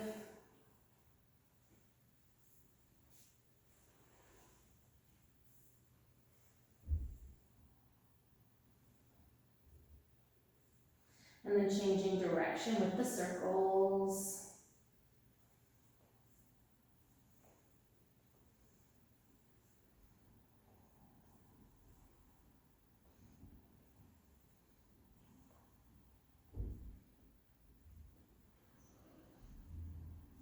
And then we're going to take our knees as wide as our ribs. We're going to lift our ankles up to bring our ankles over our knees. We're going to make sure we can shake our head for no. Maybe we can walk our hands up our calves towards our ankles or our feet. And then our feet are going to lift up as our hands are going to pull down. Armpits are going to hug shoulders, shoulders are going to hug armpits.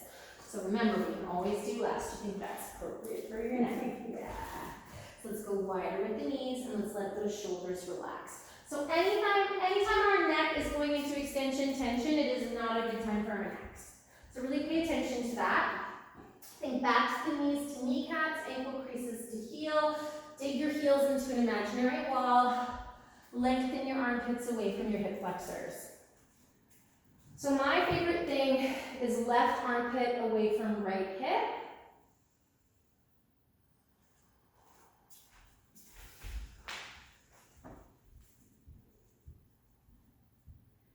And then right armpit away from left hip.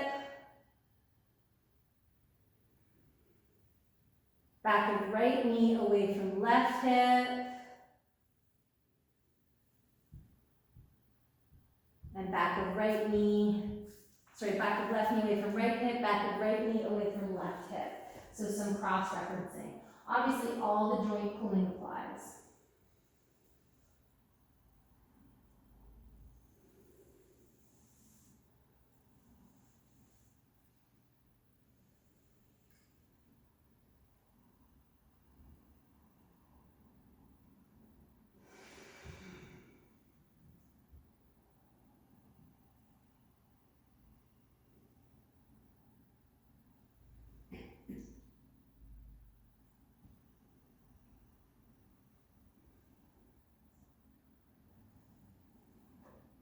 Nice, smooth, even breaths.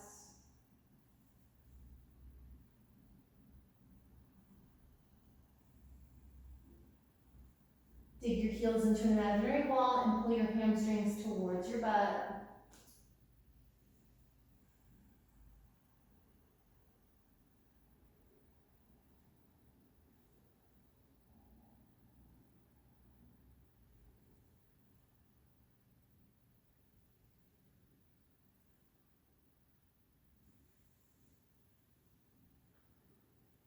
about bringing your sacrum a little closer to the floor. And if it felt appropriate to do so and you wanted to take your feet behind your head, you could.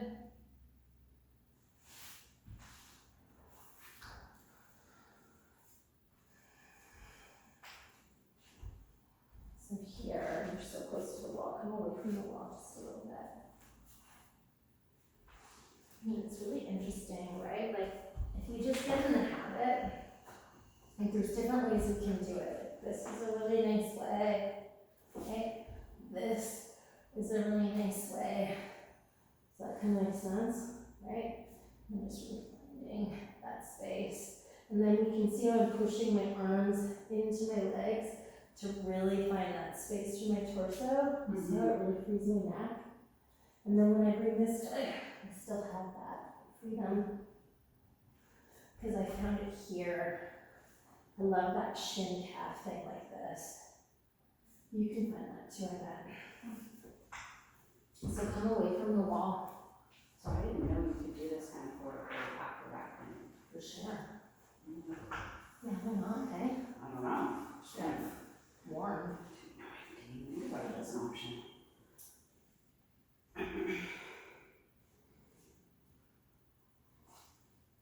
Yeah, it's great. Your knees are bent. Yeah, It's no, not nice. epic. That makes sense. Nice, yeah, so use your arms, you can push, yeah, there you go. Yeah.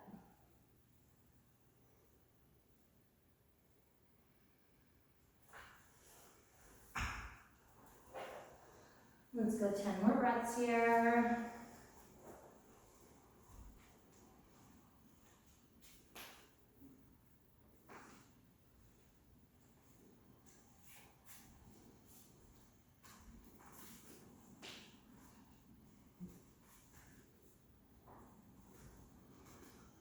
I wouldn't ask someone to get their body type for the first time after Backbends, but you Yeah. know they make certain body types. Yeah, for sure. Cool. Well, think of all the Backbends they do much stronger to warm up for foot bar in the head. Right? And if I don't want to do deep Backbends or deep hips, I do one or the other because one releases the other. Oh, okay. Like if I want to do feet to head in Pincha, which is harder for me than lotus, then I do a ton of lotus and I try and turn my lotus into a Backbend and then I do feet to head. Okay. Whereas before, Yeah, I would have done the reverse okay. because the Backbend is easier than the core, right? Oh, okay, cool.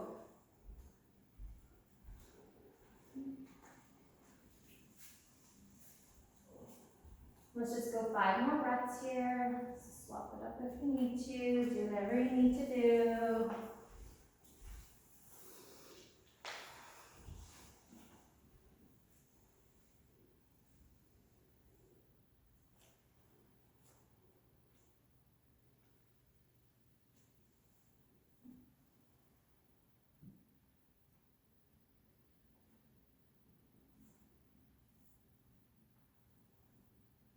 And then releasing, we're gonna let one leg come down at a time.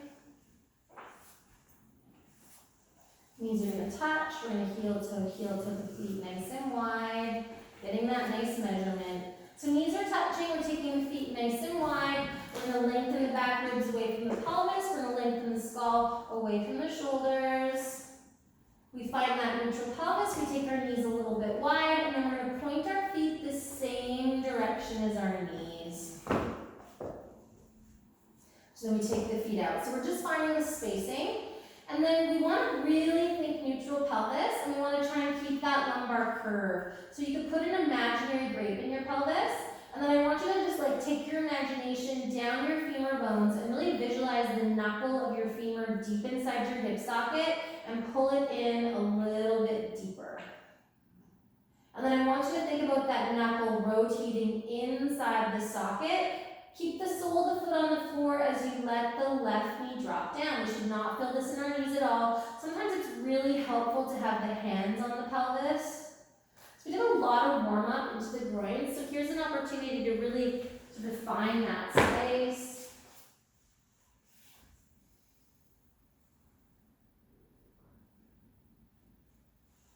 Try not to let that pelvis lift if you can help it. Yeah, so come back. Yeah. And then feel that guy, don't let him lift, and just think of this coming down and pulling him in. Yeah. Right, you got that. This is slightly different, and for you, because of the running, years of running, it's good to get these stretches.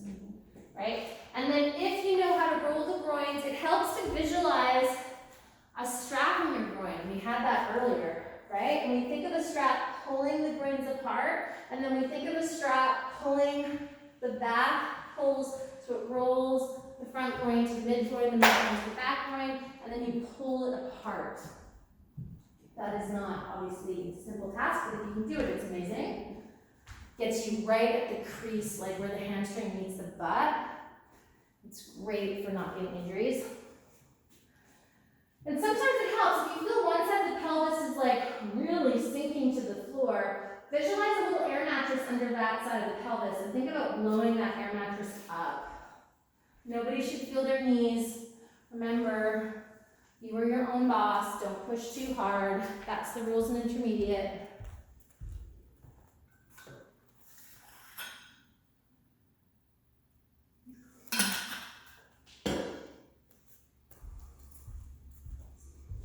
And then bring that knee back up to center. Again, feel the pelvis. Let the opposite, keeping the sole of the foot on the floor for this first round, let the knee come down. So with sole of the foot on the ground, most people don't have the flexibility in the ankle to go too far, right? So it gives them that sort of catch. It also makes them activate the foot.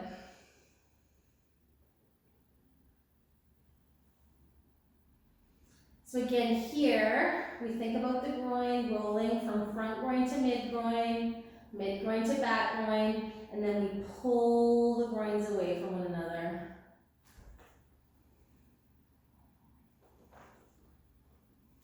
We don't want it to tug into the knee at all. Does anyone feel like they're not getting it? Pulling the femur in, going to the side that wants to sink, chucking a little blow-up air mattress under there, and pumping it up.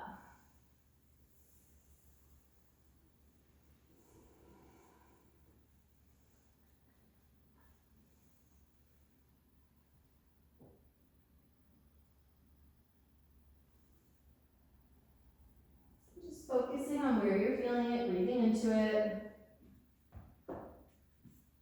So backs love this, groins love this, knees love this.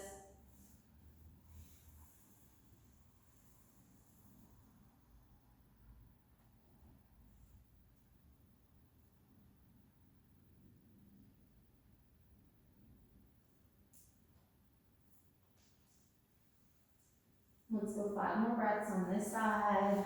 Checking in with your ribs. Are we shortening on one side or the other? Are we bulging? Do we have neutral pelvis?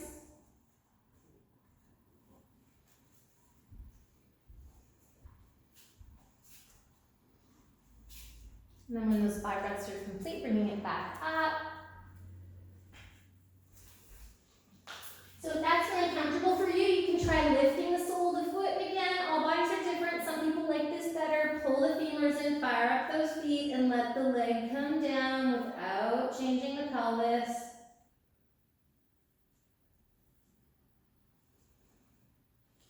Inner thigh dropping the block, outer thigh squeezing the block. Inject that hamstring. Blow up mattress underneath. For me, it's the left hip that wants to sink. Is it the right hip on anybody? Yeah. Yeah, interesting. So think of a mattress underneath the hip that wants to sink and lift it up.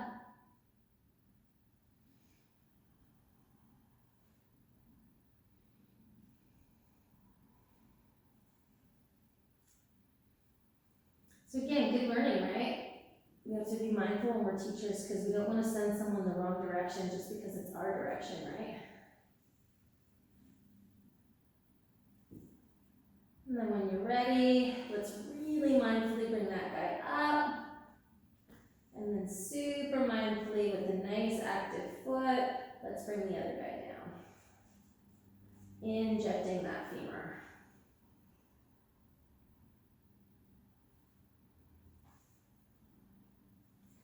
And is it the same hip that sinks for you? don't have the same discrepancy on this side. So if it was the left hip on the other side, it's the right hip on this side, or does anyone have the same hip that wants to sync? Opposite for everybody? Yeah. And some people would be the same one, but nobody here. Those would be people with a really twisted pelvis. I don't think anyone has scoliosis in here today. No. You do? No, I No, don't. I didn't think so. Some people have it really minor and they don't even know it. So the cue then, Michelle, is to keep both sides of the pelvis neutral and not, right? Yep. And not let one Exactly. sink, right? Exactly. Okay, So then I just say, like, neutral pelvis, go to the side that's lower and blow it up. But right. I only use the air mattress visualization if someone's really good. It's useless for anybody else, right? Because it's a lot easier to move your femur than to put a big air mattress underneath your pelvis. But if it works, right? Does anyone get the air mattress thing, or is that just me and my own tree? No, I like it. Okay. I like it. And then bring it back to center. And then dig your heels in, like your feet are on blocks. And then just let the pelvis do whatever the hell it wants to do. But keep your 90-degree angle legs and pivot those little bones or those big bones inside the hip sockets. So the pelvis is going to move now. We're going to rock it out.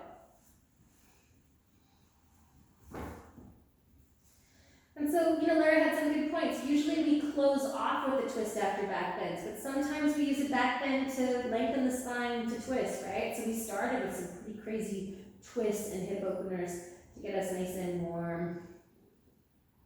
So now we're doing more mellow twists, right?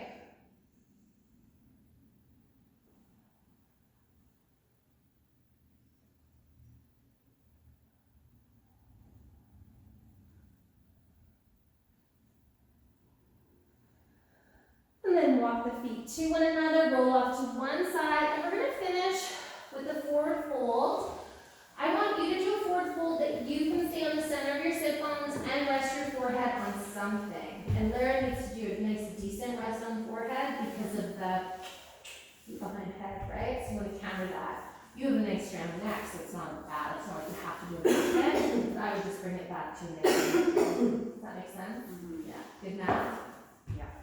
So a lot of us, this would be a nice forward fold, but either like a bolster or a couple blocks or like something like this. So the last forward fold of the day, we are not looking to be like our longest, fullest, deepest neutral spine. We're looking just to chill out from going backwards, backwards, backwards. We did a little bit of forward fold with the happy baby, but that was a lot of back bending for a lot of us. So we're just gonna find something that's relaxed. I like belly resting on thighs. I think it's just such a nice option. If you need more props, I've got more props. Does anyone want more props? Is this good enough? Yeah, that works. As long as it feels comfy. If it doesn't feel comfortable, use that. Put that and then put your arms on it. So you can put like these guys, and then you can put another guy here, and then, you know what I mean? You just want to be comfy. This is your last posture after 2.5 hours of some pretty serious lesson. Does anyone else need anything? Good? Good. Is the high height preferable then? Is that what you meant? You feel it on your neck and just see, try both and just see. What we're looking for here is just ears over shoulders and to get that really nice hammock. You do both and then I'll tell you what I think.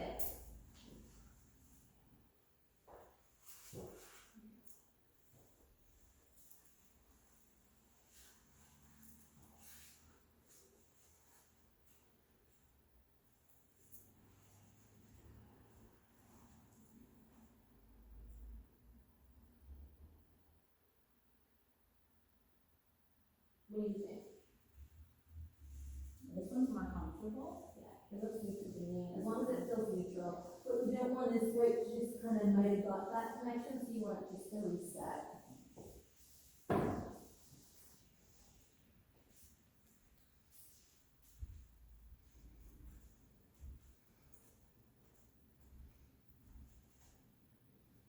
Just breathing.